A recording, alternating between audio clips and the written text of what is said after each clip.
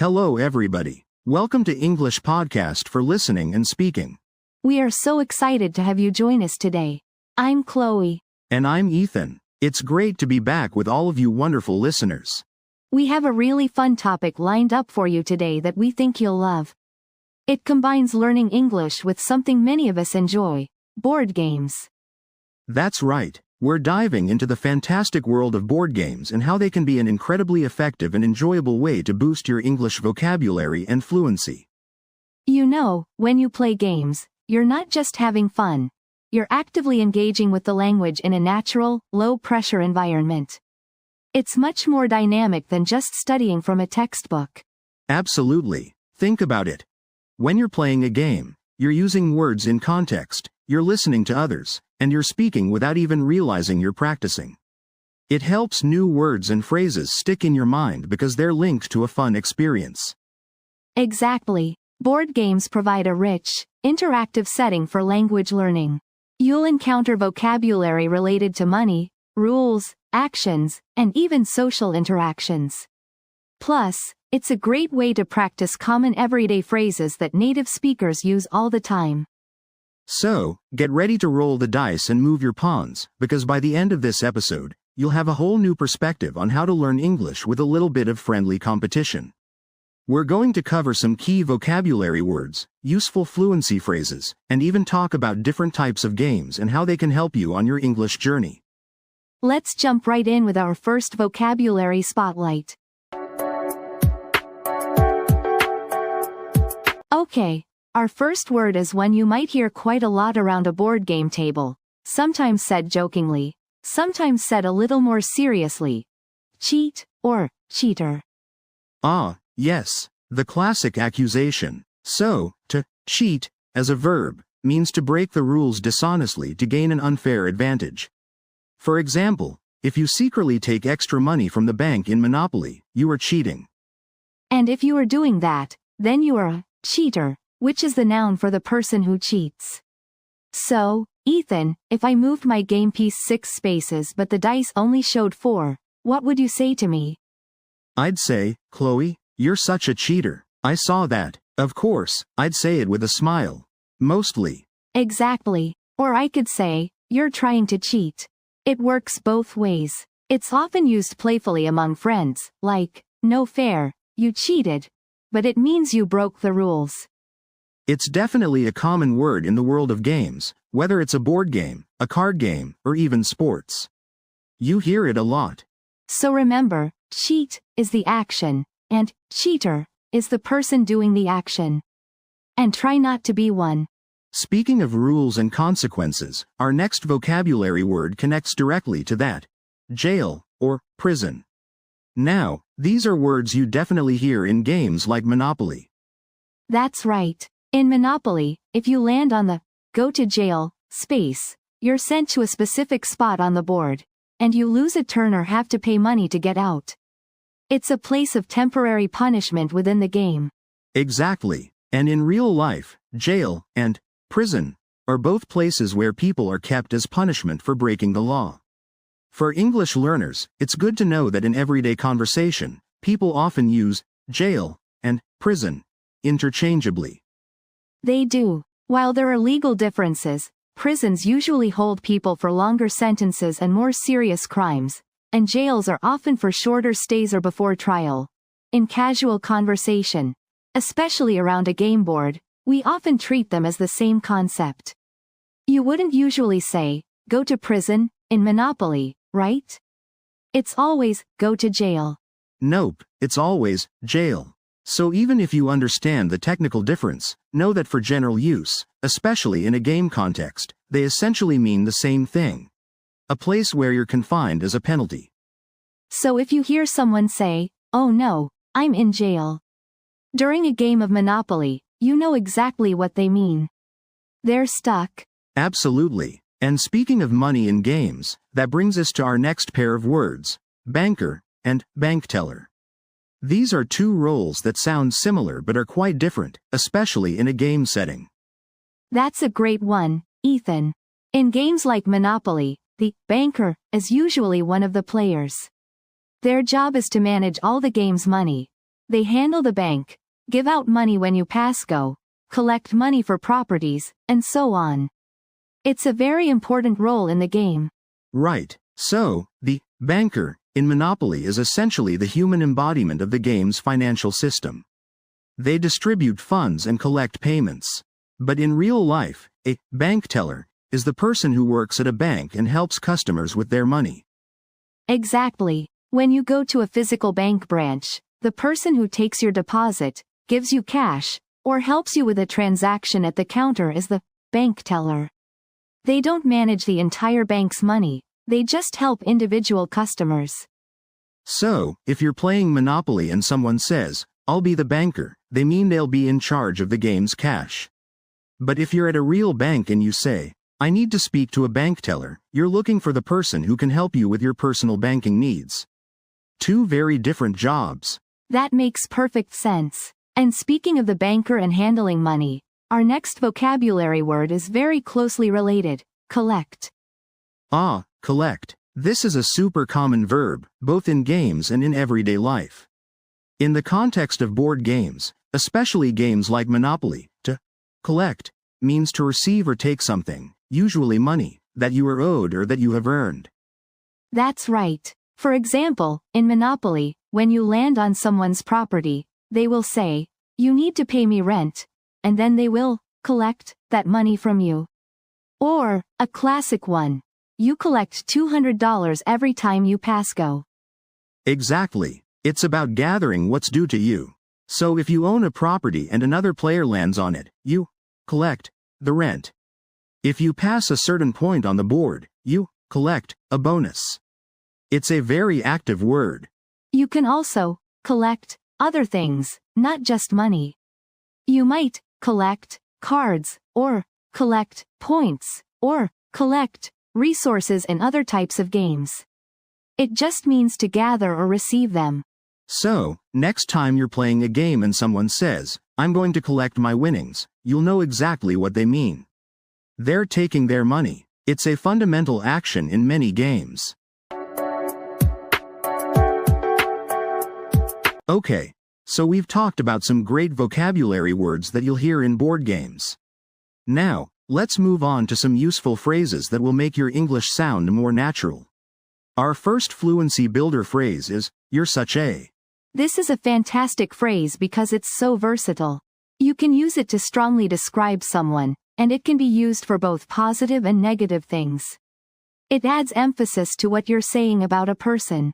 That's right. For example, if you have a friend who is always there for you, very kind and supportive, you might say, "You're such a good friend." It's a really warm and genuine compliment.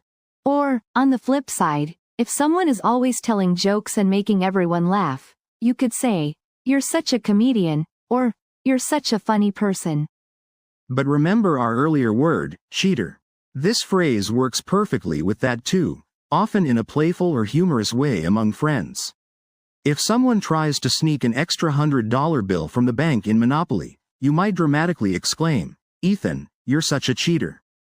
Exactly. And then I'd probably laugh and say, I know. I was just kidding." It shows you're familiar with both the word and the expression.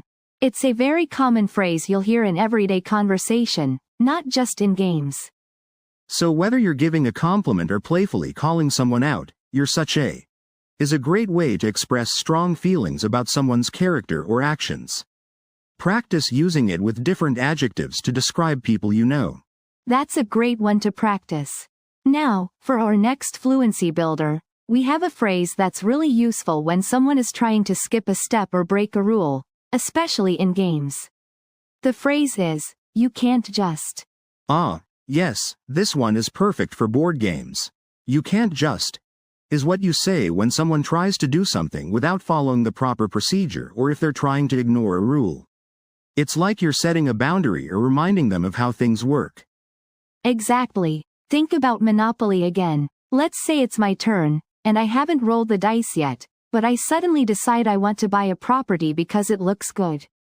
Ethan, you might say to me, "Chloe, you can't just buy that property. You have to land on it first." That's a perfect example. Or, continuing with our banker theme, Imagine the banker gets distracted, and another player tries to grab some extra money from the bank. You would immediately say, "Hey, you can't just take the money. You have to ask the banker first, or it has to be your turn to collect it." It clearly communicates that what they're doing isn't allowed or isn't the correct way to proceed. It's often used with a slightly firm but friendly tone, especially among friends playing a game. You're not being mean, you're just reminding them of the rules. And it's not just for games. You'll hear this in everyday life too. Like if someone tries to cut in line at the grocery store, you might think, "You can't just cut in front of everyone." Or if someone tries to leave work early without finishing their tasks, their boss might say, "You can't just leave, you have to finish this report first." So, "you can't just" is a really handy phrase for expressing that someone is attempting to bypass necessary steps or rules. It's all about setting those boundaries and clarifying expectations. Give it a try next time you're explaining a rule or correcting someone in a playful way. That's another really good phrase for managing game flow and setting expectations. Now, for our final fluency builder phrase today, we have one that's super common and useful in almost any situation where you're handing something to someone. That phrase is, "Here you are."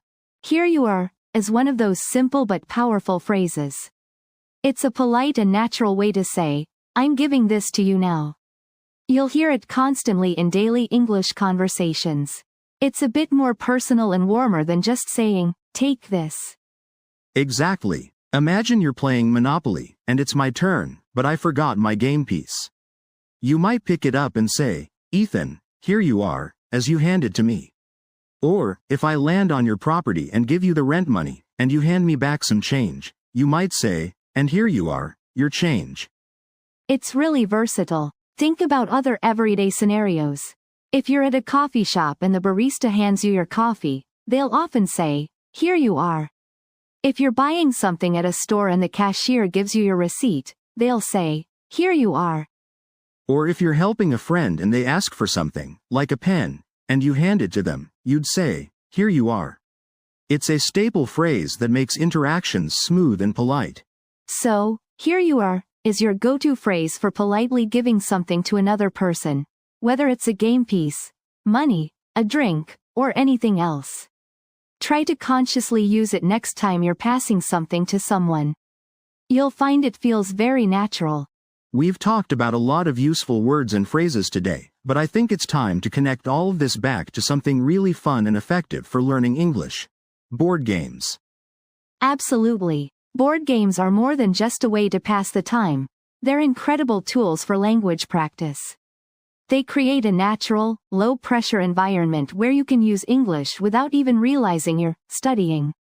That's so true. Let's take a classic like Monopoly. Everyone knows Monopoly, right? It's all about buying, selling, and managing properties, and it's fantastic for English learners. Think about the vocabulary you encounter: property, rent, mortgage, deeds, banker, jail, go. And the numbers. You're constantly counting money, calculating rent, or adding up your total assets. I collect $20. I pay $150 for this property. It reinforces those numbers in a very practical way. It's also brilliant for turn-taking. You're always hearing and saying things like, "It's my turn." "Whose turn is it?" "Your turn now, Chloe," or "I've passed go." These are essential everyday phrases. Exactly. And let's not forget negotiation. When you're trading properties with other players, you're using phrases like, "Do you want to trade Park Place for Boardwalk?" Or, "What will you give me for it?" Or, "I'll give you this property plus $50. That's real-world negotiation language right there. It forces you to think on your feet in English. It really does. You're strategizing, deciding whether to buy, sell, or build, all while thinking in English. It's a full immersion experience, even if you're just sitting at a table in your living room. Then there's Scrabble, which is probably the ultimate English vocabulary builder. You're literally creating words, letter by letter. It forces you to think about spelling, word meanings, and even word families. Oh, Scrabble is fantastic. You learn new words constantly, even if you've been speaking English for years.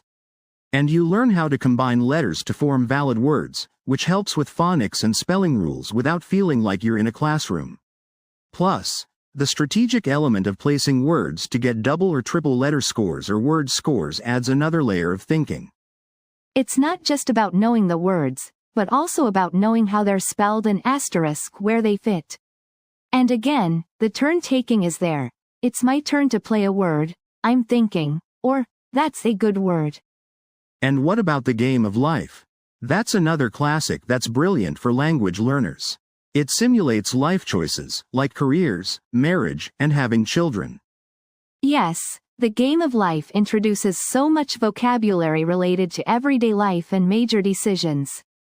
You learn about careers, doctor, artist, teacher. You learn about salaries, loans, insurance. You hear about getting married or having children. It's rich with vocabulary about finance and personal choices.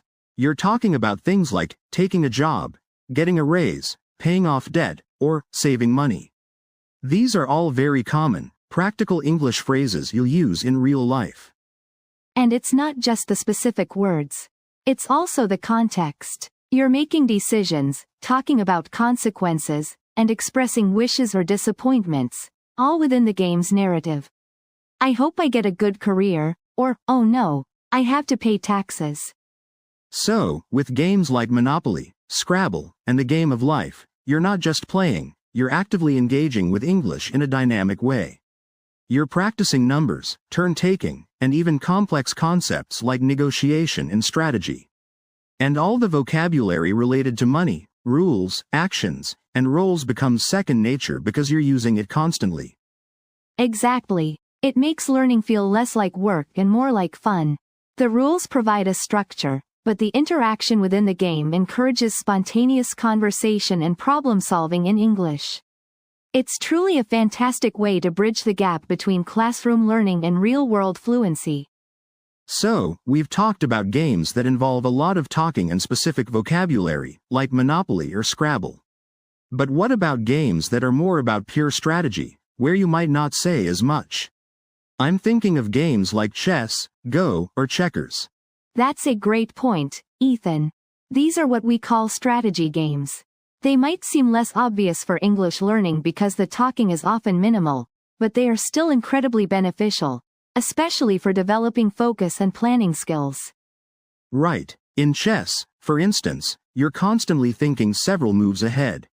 You're analyzing the board, predicting your opponent's actions, and planning your own strategy. It's a very intense mental workout. And even if you're not speaking a lot, you're still engaging with the game's rules and concepts in English, if you're playing an English version or learning the terms. Understanding the pawn, the knight, the rook, and the queen, and what each piece can do, is all vocabulary acquisition. Exactly. You're internalizing the rules, the terminology, and the objectives in English. You might be silently thinking to yourself, if I move my knight here, I'll threaten their pawn, or, I need to protect my king. That silent internal monologue is still English practice. Plus, many strategy games have specific actions or states that have English names, like checkmate in chess, or simply understanding, it's your turn, or I resign. Even simple phrases become reinforced through repeated use and context. So, while they might not encourage long conversations, they help you understand complex rules and logical sequences in English, which is a crucial skill for reading and comprehending any kind of instructions or information in the language. And it really improves your mental processing speed in English. That's a really interesting point about strategy games. But now, let's switch gears completely. What about games where strategy isn't the main thing at all? Games where it's all about luck. Yes, the luck-based games. These are often the first games many of us play as children. Think about classics like Snakes and Ladders or Ludo. The outcome is mostly decided by rolling a dice, right? You don't have much control over where you land.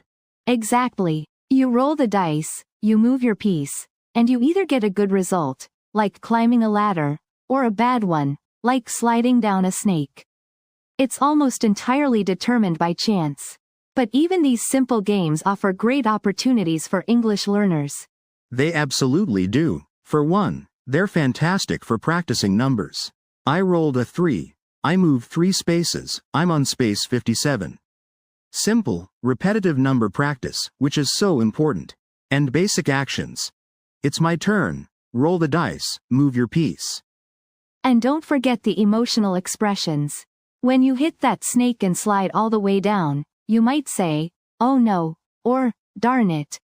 And when you land on a ladder and zoom up, you can exclaim, "Yes," or "Amazing." These are very natural, spontaneous reactions that build real-world fluency. It's true. Even without complex negotiation or deep strategy, you're constantly engaged with numbers, directions, and simple commands or reactions in English. And because they're often fast-paced, you get many repetitions of these phrases. Okay, so we've talked about strategy and luck. But what about games that are all about words or numbers themselves? The ones that really challenge your brain in a different way? You mean games like Scrabble, Boggle, or even Sudoku? These are fantastic for English learners because they directly target language and numerical skills. Absolutely. Take Scrabble, for example. The entire game is about creating words, using your vocabulary, and knowing how to spell. It's a direct challenge to your English word knowledge, and it forces you to think about different letter combinations and word structures. And it's not just about knowing the words, but also about the strategic placement of those words to get the most points. So you're thinking about vocabulary and a little bit of strategy too. And with Boggle, it's all about quickly finding words hidden in a grid of letters. It's like a rapid-fire vocabulary test. Exactly. Both Scrabble and Boggle are incredible for expanding your vocabulary and improving your spelling in a fun, competitive way. You're constantly looking for new words, trying to remember ones you know, and practicing how to spell them correctly. And then we have number games like Sudoku. While it doesn't involve English words directly, it's brilliant for logical thinking and numerical comprehension. You're working with numbers, patterns, and problem solving, which are universal skills that can support language learning by improving focus and analytical ability.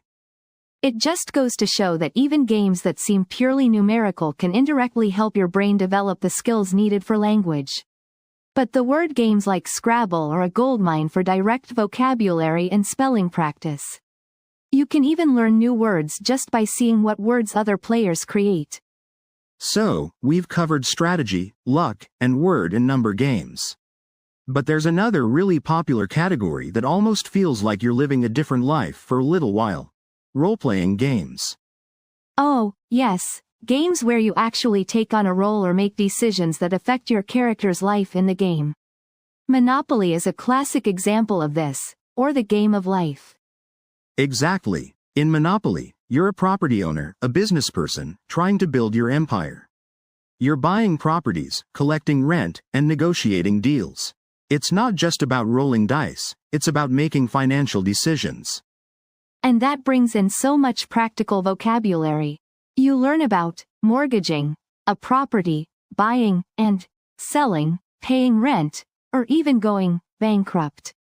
These are real-world financial terms that you're using in a fun, engaging way. And the game of life is even more direct about life decisions. You choose a career, decide whether to go to college, get married, have children. You're literally playing through a life story, making choices that have consequences within the game. So you encounter vocabulary related to careers, education, family, and everyday events. You learn phrases like, take out a loan, get a job, pay bills, or spin the wheel. It's incredibly immersive and helps you practice language related to common life scenarios.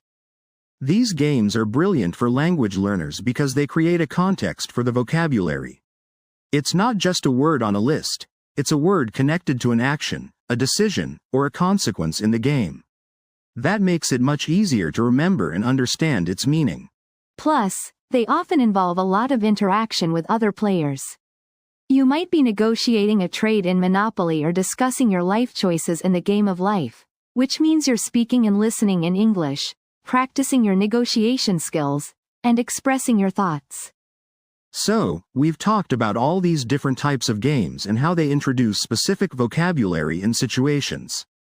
But let's zoom out a little and talk about the overall benefits of actually playing these games in English for language learners.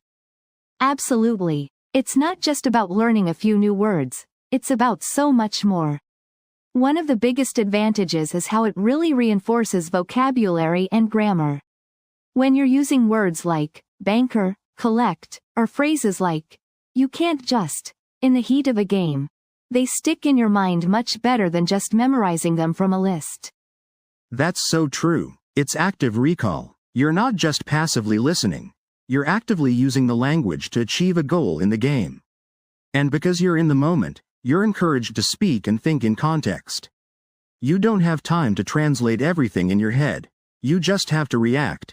Right. You're forced to use the English you know, and sometimes even push yourself to try new phrases.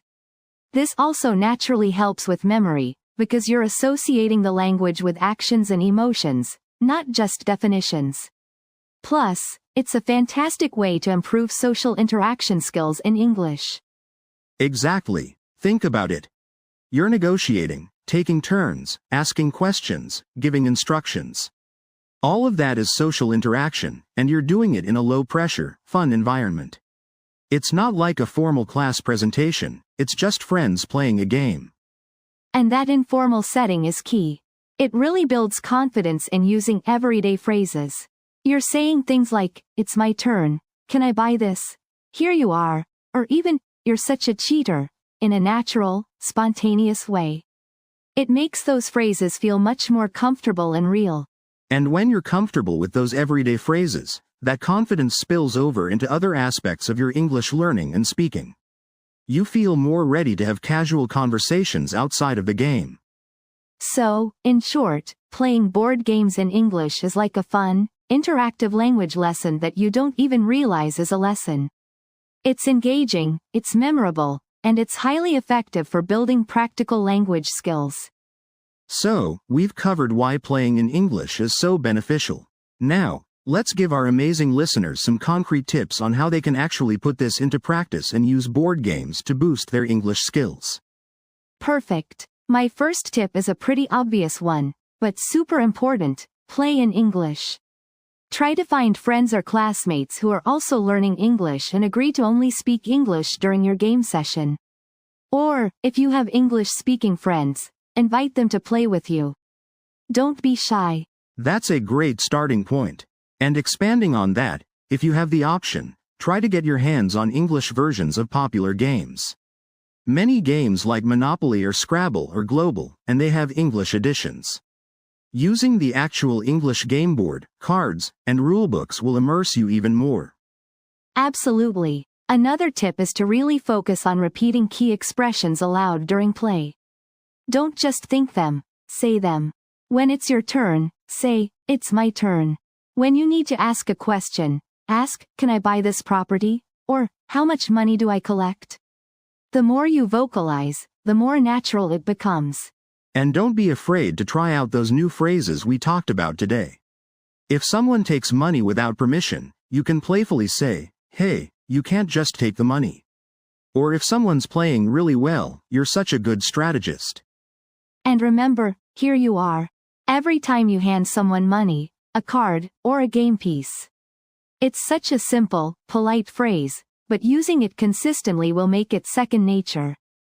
So, to summarize, play with English speakers or committed English learners, use English versions of games, actively repeat expressions, and consciously try to incorporate the new phrases you've learned. It's all about making the language part of the fun. Wow, Ethan, we've covered so much today. It's been a blast talking about board games and how they can seriously level up your English.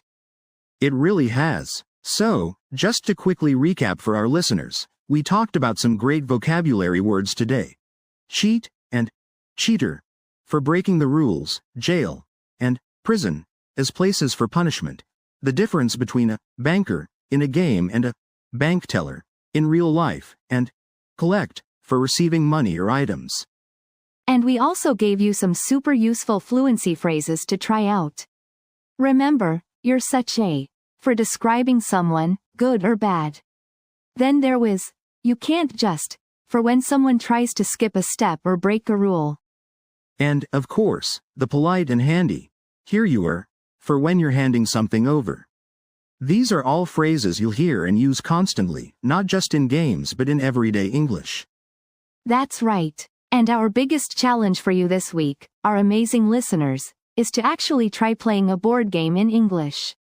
Find a friend, a family member, or even join an online group and give it a go. It's truly one of the most fun and effective ways to practice. We'd absolutely love to hear about your experiences. What games did you play? What new words or phrases did you use? Did you find a new favorite game or even discover a new way to cheat without getting caught? Just kidding. You can find us on social media to share your stories, or leave a comment wherever you listen to podcasts. We're always excited to hear from you. And don't forget to subscribe to the English podcast for listening and speaking so you don't miss any of our future episodes. We have so much more to share with you. Thanks for joining us today, everyone. It's been a pleasure. Yes, thank you for listening, and we'll catch you next time.